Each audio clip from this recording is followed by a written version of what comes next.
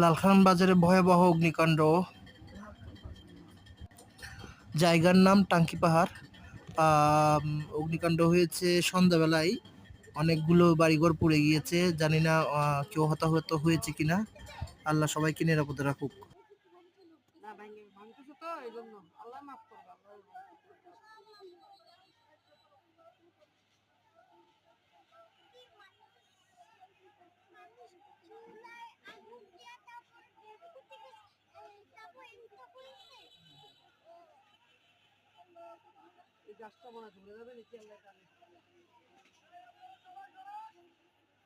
ওই সার্ভিস আসছে, fire service আসছে,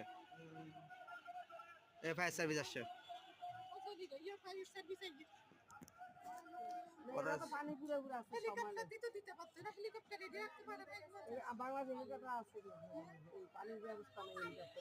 পানির যে হেলিকপ্টার আছে সেটা আনতে আনতে তো অনেক সময় লাগবে।